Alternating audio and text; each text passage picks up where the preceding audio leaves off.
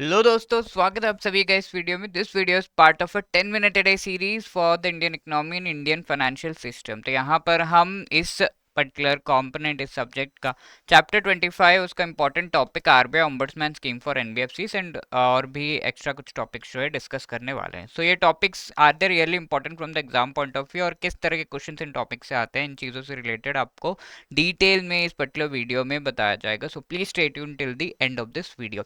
JIB exam के अगर आप अच्छे से प्रिपरेशन करना चाहते हैं, you should have a very good idea of the previous year questions, most important topics and MCQs, जिनका बढ़िया पीडीएफ हमने बनाया है, which you can download by clicking the link given in the description of this video. Okay, तो आज का हमारा topic है RBI ombudsman scheme for NBFCs. अब आरबीआई ओम्बड्समैन स्कीम की जब हम बात कर रहे हैं एनबीएफसी से रिलेटेड, हम पहले ही देख चुके हैं कि नॉन बैंकिंग, ये इनका फुल फॉर्म क्या है, नॉन बैंकिंग, यानी कि ये बैंकिंग रेगुलेशन एक्ट के तहत एस्टेब्लिश नहीं है।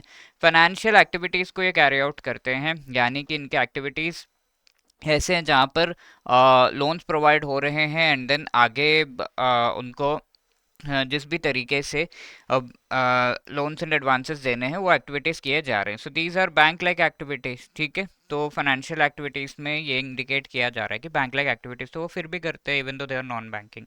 अब ये कंपनीज है, यानी कि कंपनीज एक्ट के तहत मेनली इन्हें एस्टेब्लिश किया जाता है ज़्यादातर। ठीक है, तो एनबीएफसी इस तरीके से इनका डेफिनेशन हमने देख लिया। अब हम ये भी देख सकते हैं कि अगर कोई भी इंस्टीट्यूशन है, फाइनेंशियल इंस्टीट्यूशन, तो there will be some grievances, there will be some issues. तो वो चीज़ यहाँ पर अगर हम देखें तो आरबीआई ओम्बड्समैन स्कीम के थ्रू रिजॉल्व करने की कोशिश की जा रही है। अब इस स्कीम को एनबीएफसीज के लिए लाया गया है एंड ये एनबीएफसी से रिलेटेड स्कीम के डिटेल्स क्या है, let us have a look at that. ठीक है, तो फर्स्टली ये रेगुलेटेड एंटिटीज के लिए है, जो कि आरबीआई एक्ट 1934 के तहत एस्टैब्लिश्ड है, banking regulation act and payment and settlement systems act 2007 के तहत एस्टैब्लिश्ड है। इन सब के लिए आरबीआई ओम्बड्समैन स्कीम है। तो इट एक्सटेंड्स टू एनबीएफसीज और नॉट, वो भी चीज़ हम देख लेते हैं। तो एनबीएफसीज के लिए भी एक्सटेंड करता है, बिकॉज एनबीएफसीज इन एक्ट्स के तहत तो एस्टैब्लिश नहीं है, we know that, mostly companies act के तहत, बट ये स्कीम एनबीएफसीज के लिए भी एक्सटेंड की गई है। ठीक है, जो NBFC section 45 I F of RBI act के तहत एस्टैब्लिश्ड है, रजिस्टर्ड है, इस तरह और वहाँ पे लिस्टेड है, तो इस तरह के एनबीएफसीज के लिए ये पर्टिकुलर स्कीम जो है वो एक्सटेंड की गई है कि उनके ग्रीवेंसेस भी इस स्कीम के प्रोविजंस के हिसाब से रिजॉल्व किए जा सके। अब कौन एलिजिबल नहीं है, this is an important information related to the scheme. यहाँ पर कोर इन्वेस्टमेंट कंपनी, जिसका मेन काम है एक पर्टिकुलर का, as we have already seen core investment company क्या होता है, ये एक कंपनी को एस्टैब्लिश करने में सारा का सारा फंड जो है 90% एटलीस्ट मिनिमम वो जाता है, इस कंपनी के सारे फंड्स इसमें जाते हैं, तो that is called the core investment company. Then infrastructure debt fund NBFC, तो इंफ्रास्ट्रक्चर से रिलेटेड अगर कोई फंड क्रिएट किया जा रहा है अंडर एन एनबीएफसी, तो that is called the infrastructure debt fund NBFC.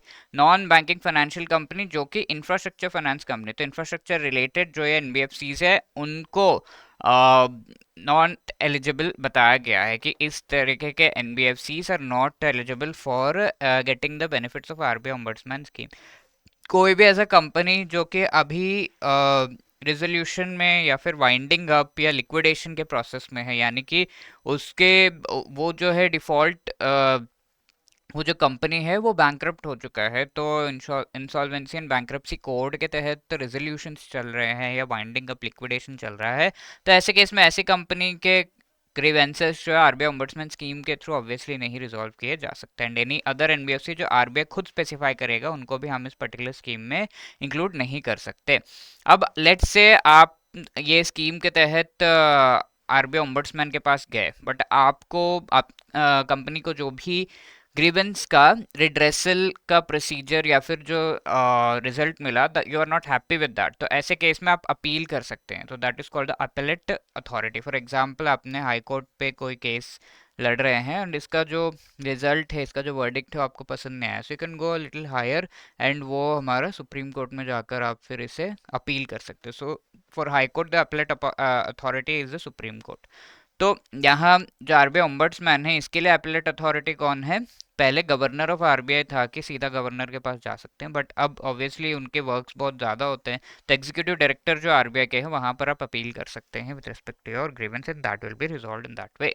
ठीक है, अब रेगुलेशन ऑफ एनबीएफसी से रिलेटेड एक छोटा सा टॉपिक है which I wanted to explain. ठीक है, तो यहाँ पर scale based regulation of NBFC ये किया गया था बिकॉज एनबीएफसी बहुत डिफरेंट एक्टिविटीज डिफरेंट फील्ड्स में जो है इनकी एक्टिविटीज है।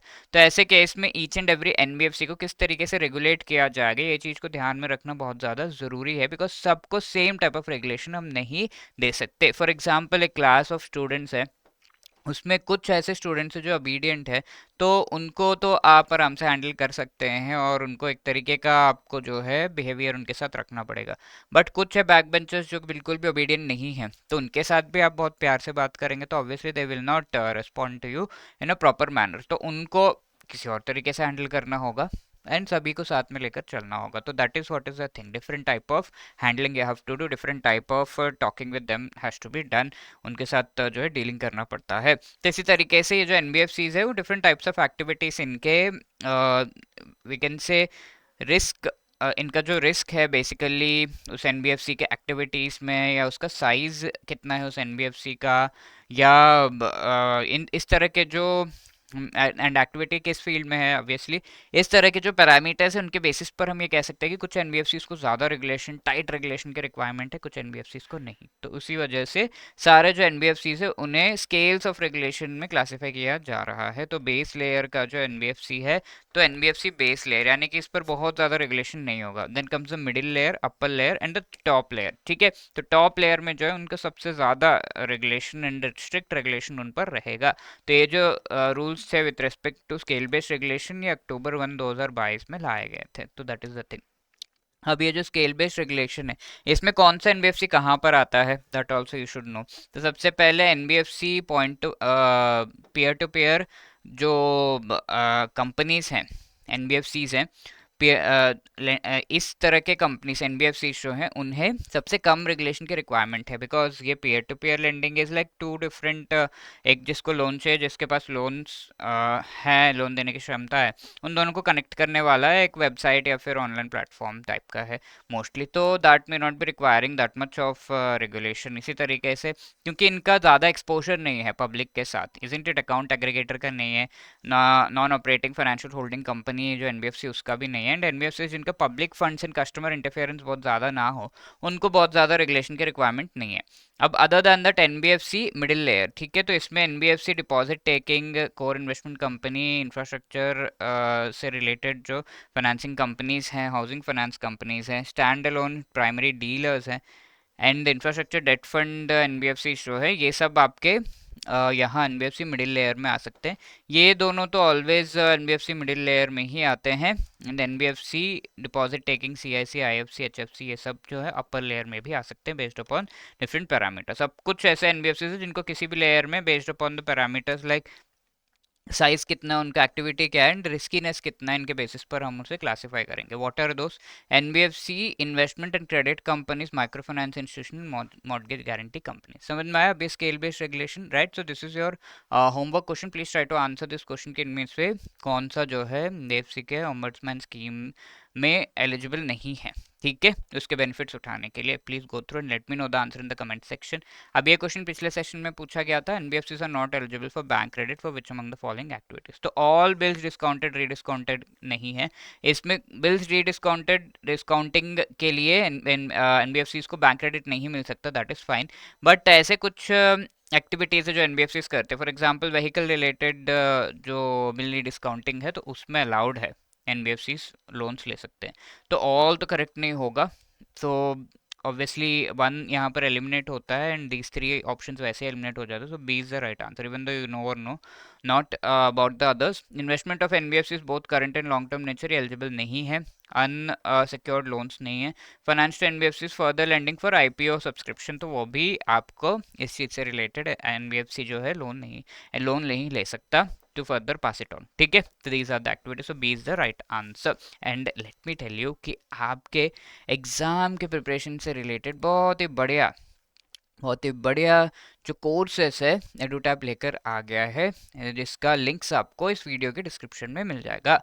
ओके, तो JIB के ये एग्जाम्स है जहाँ पर आप JIB का जो एग्जाम है उसमें 4 पेपर्स है, तो चारों पेपर्स से related we have the complete master course जहाँ पर आपको ईच एंड एवरी टॉपिक अच्छे से एक्सप्लेन किया हुआ है एंड ये टॉपिक से रिलेटेड जो भी यू कैन से डिटेल्स है वो सब शॉर्ट रिकॉर्डेड वीडियोस के थ्रू बताए गए। Each and every chapter wise MCQs, chapter wise notes है and full length mock test है ऑफ ऑल द 4 कंपोनेंट्स। और इसके अलावा एग्जाम से पहले रिवीजन के लिए लाइव क्लासेस के थ्रू मोस्ट इंपॉर्टेंट टॉपिक्स पे आपको रिवाइज कराए जाते हैं। 8 मंथ से 12 मंथ्स के वेरिएंट्स है यहाँ पर एंड JIB कोड यूज़ करके 80% का डिस्काउंट भी आपको मिल रहा है। ये तो हो गया चारों जो पेपर्स है उनसे रिलेटेड कोर्स। अब अगर आपको चाहिए कि इंडिविजुअल पेपर का कोर्स, ठीक है, तो वो भी आप ले सकते हैं। चारों पेपर्स का अलग अलग भी यहाँ पर अवेलेबल है। इसके अलावा अगर आपके कोई भी डाउट्स है, can always call us on this number और drop a mail at hello@edutap.co.in। Wishing you all the best, thank you so much.